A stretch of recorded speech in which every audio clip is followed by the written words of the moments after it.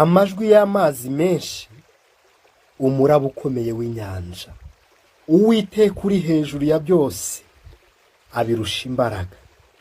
Uyu mwaka tugiye kwinjiramo uzahura n'amajwi menshi, uzahura n'imiraba, uzahura n'ibikunyeganyeza, ariko Uwiteka ari hejuru y'ibyo byose uzahura nabyo.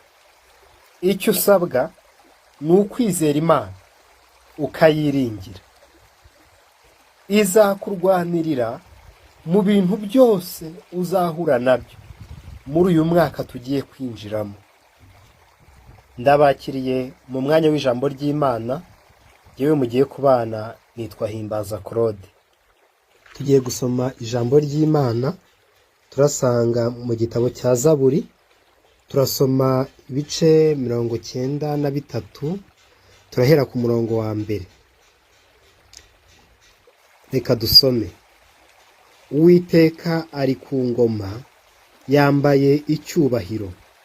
Uwiteka arambaye, yikenyeje imbaraga, kandi isi irakomeye ntibasha kunyeganyega.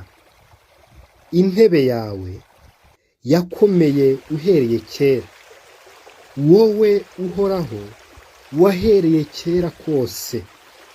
Uwiteka inzu ziteye hejuru, inzuzi ziteye hejuru amajwi yazo, inzuzi ziteye hejuru guhorera kwazo, amajwi y'amazi menshi, umuraba ukomeye w'inyanja. Uwiteka uri hejuru abirusha imbaraga. Mwakire neza ijambo ry'Imana. Mbifurije Noheli nziza n'umwaka mushya wa 2026. Uyu munsi ni kuri Noheli. Ndashimira buri wese twabanye muri uyu mwaka wa 2025. Imana ibaha umugisha. Ni ukuri mbikuye ku mutima, nejejwe nuko twabanye neza. Ndabashimira Imana ko mwambereye inshuti nziza, mwambereye abavandimwe beza. Imana ibaha umugisha. Dusomye ijambo ry'Imana ryiza. Imana yaduteguriye ijambo ryiza, turisanze muri Zaburi ya 93. Haratubwiye ngo amajwi y'amazi menshi, umuraba ukomeye w'inyanja. Uwiteka uri hejuru ya byose abirusha imbaraga. Muri uyu mwaka wa 2025 hari ibyo nahuye nabyo byari bikomeye, ndetse hari ibyashatse kuntembana, ariko Imana yarandinze, Imana yarampishe. Nawe turi kumwe muri uyu mwanya w'ijambo ry'Imana, hari ibyo wahuye nabyo ndetse byari bikomeye, kandi ibyo byagombaga gutembana ubuzima bwawe n'ubugingo bwawe, ariko Uwiteka yakurinze muri uyu mwaka wa 2025. Ntago ari we yarinze wenyine, yarinze n'umuryango wawe, famiye yawe. Imana yarayirinze. Imana yabaye mu ruhande rwayo. Hari ijambo rivuga ngo iyo usanga Uwiteka, ntago ari we wabaye mu ruhande rwacu, ubwo ababisha baduhagurukiraga ngo baba baratumize bunguri. Muri iyi Noheli turashima Imana ko yabaye mu ruhande rwacu, tukaba tugeze kuri iyi Noheli turi bazima. Suko ibyari kutwica bitari bihari, suko ibyari kuduhitana bitari bihari, ahubwo Imana yabaye mu ruhande rwacu. Wowe turi kumwe muri uyu mwanya w'ijambo ry'Imana. Ikinzanye kuri uyu munsi, nzanywe no kukubwira ngo Imana yabaye mu ruhande rwawe. Ubwo amajwi y'amazi menshi yahaguruka, ubwo umuraba ukomeye w'inyanja wivumbagatanya, Uwiteka yabaye mu ruhande rwawe. None nshuti, uyu mwaka wa 2026 witeguye gute kubana n'Imana? Uwiteguye gute kugendanamo n'Imana? witeguye gute gukorana n'Imana? Witeguye ute kuvugana n'Imana? Reka mbabwire amakuru. Ubu hari abantu bicaye badafite amakuru y'uyu mwaka tugiye kwinjiramo wa 2026. Nabifata nkaho bari kujya iyo batazi. Yesu ashimwe cyane. Umuntu udafite amakuru y'umwaka wa 2026 ari kujya atazi. Abantu b'Imana ntabwo twebwe tugiye tutazi, ahubwo tugiye tuzi, kuko Imana iba yahatumenyesheje. Yesu ashimwe cyane. Uyu mwaka wa 2026 niba nta makuru yawo ugufitiye, uri kujya utazi. Garuka rero utayoba, banza ubaze Imana, wibaze ngo 2026 ni umwaka umeze ute? 2026 nzawubamo amahoro? 2026 nta byago nzageriramo? Ujye mu mwaka ufitiye amakuru. Yesu ashimwe cyane. Haracyari iminsi yo kubana n'Imana, haracyari iminsi yo kuvugana n'Imana. Uyu munsi turi ku itariki 25. Haracyari icyumweru cyose cyo kuvugana n'Imana, cyo kubana n'Imana, cyo kuyoboza Imana inzira, cyo kubaza Imana amakuru. Ari byiza kujya utazi.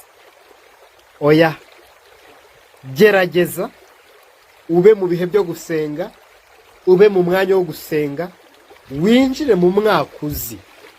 Iyo ugiye aho utazi urayoba, ariko iyo wemeye Imana ikaguha amakuru y'umwaka ugiye kwinjiramo, ibyo wahura nabyo byose muri uwo mwaka urabitsinda, urabinesha, kuko uba winjiye mu mwaka ufitiye amakuru.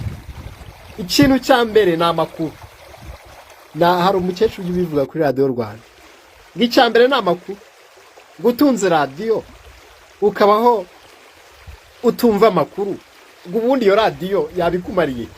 Ibaze ufite Imana, ugendana n'Imana, ariko ukinjira muri 2026 nta makuru ufite.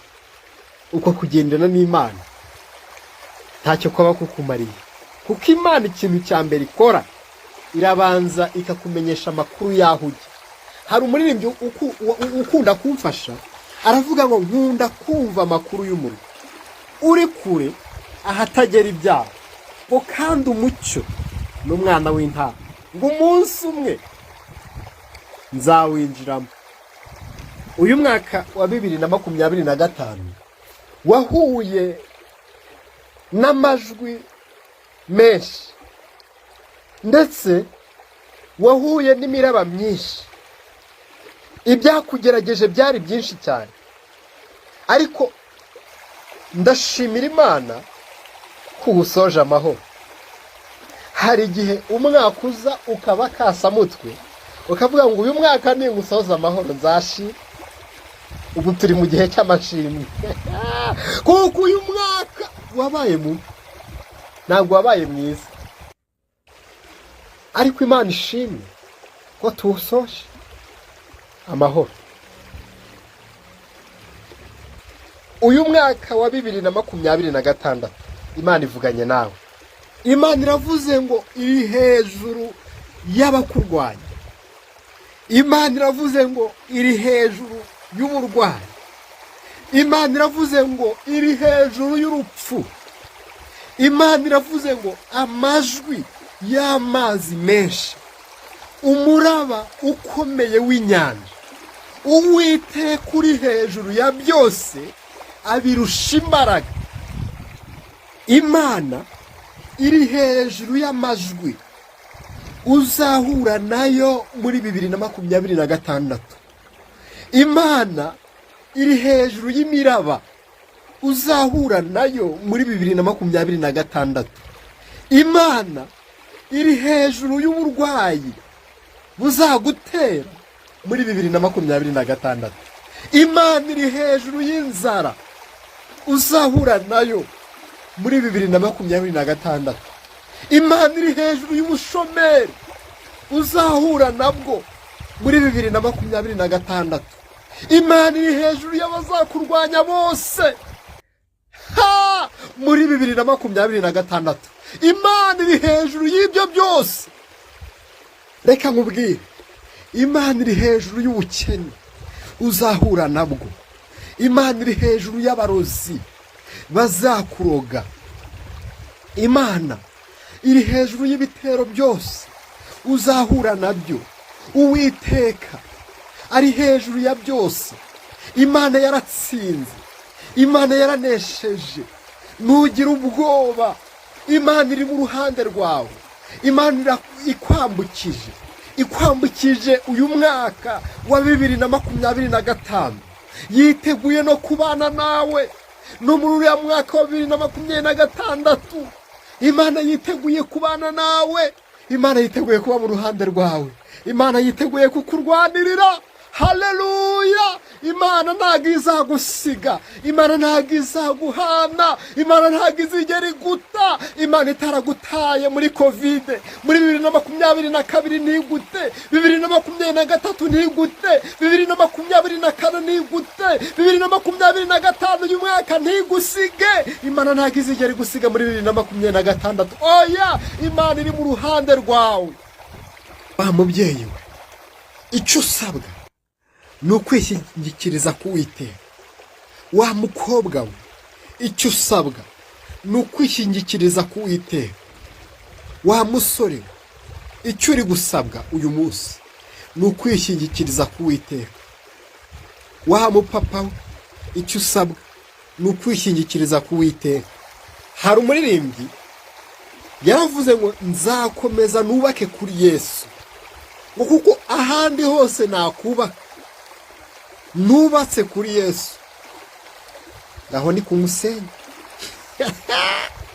Aravuga ngo njyewe nzakomeza nubake kuri Kristo, ngo kuko ahandi hose nagerageza kubaka ni ku musenyi, ariko kubaka kuri Yesu nta gihombo. Wa mukobwa niwubaka kuri Yesu nta gihombo. Nubwo wagira imyaka 20, wagira imyaka 30, wagira imyaka 40, 50, wubatse kuri Kristo. N'aba 50 nabonye bakora mariage nziza kandi bakabyara abana beza bafite imyaka 50. Na Sara yabyaye afite 90 kandi yabyaye umwana mwiza w'umuhungu.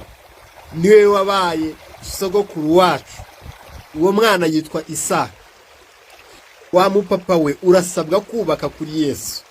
Uyu mwaka tugiye kwinjiramo, ndashishikariza abantu bose bankurikira ngo mwubake kuri Yesu, kuko ahandi hose mwakubaka ni ku musenyi. Mwubake kuri Kristo, kuko ahandi hose mwagerageza kubaka hazaba ku musenyi, ndetse hazaba ku mazi, inzu izagwa mutari mwubaka. Murabyumva? Ndabagira inama ngo mube nk'umunyabwenge wagiye kubaka inzu ayubaka ku rutare.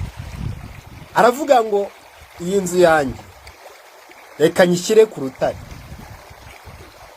Akimara kuyubaka yujuje,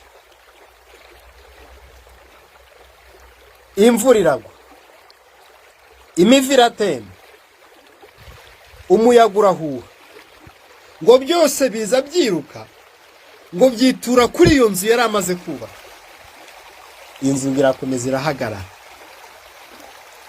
Haza kubaho umupfapfa ngo watekereje kubaka inzu, ngaravuga ngo ngiye kubaka inzu yanjye ku musenyi. Ngaragenda agura ibikoresho, arangije yubaka ku musenyi.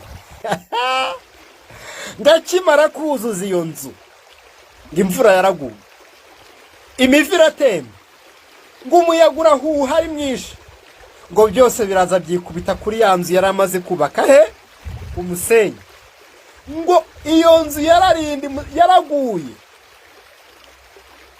ngo kandi kugwa kw'iyo nzu ngo kwabaye kunini cyane.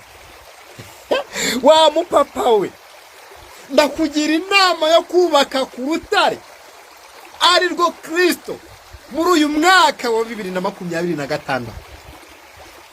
Wa mubyeyi we, ndakugira inama yo kubaka kuri Kristo muri uyu mwaka wa 2026. Wa mukobwa we, ndakugira inama yo kubaka kuri Kristo muri uyu mwaka wa 2026.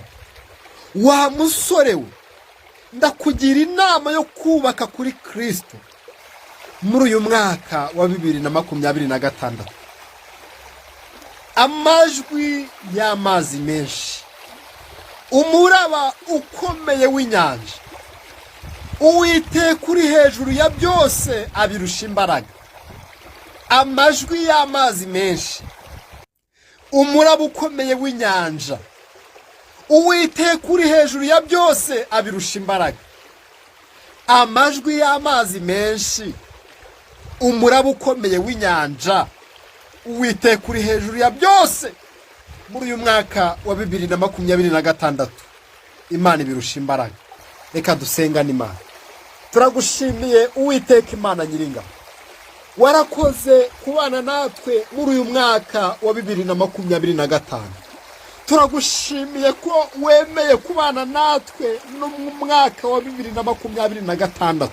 Nubwo harimo amajwi y'amazi menshi, nubwo harimo umuraba ukomeye w'inyanja, ariko turagushimiye kuri hejuru yabyo kandi kuzabana natwe ukaturwanirira ukaba mu ruhande rwacu. Icyubahiro ni kibi cyawe ko wumvishe gusenga kwacu, ni mu izina rya Yesu, amen. Wowe turi kumwe muri uyu mwanya w'ijambo ry'Imana, ndagusaba ngo umfashe gusangiza abagenzi bawe iyi video uyu mwaka wa 2026 tutari twawinjiramo, kugira ngo tuwinjiremo dufite imbaraga z'uko Uwiteka azabana natwe kandi Imana izagukugisha. Naho n'ijambo ry'Imana ni ku munsi w'ejo, ndagusaba ngo tugumane, Imana iguhe umugisha.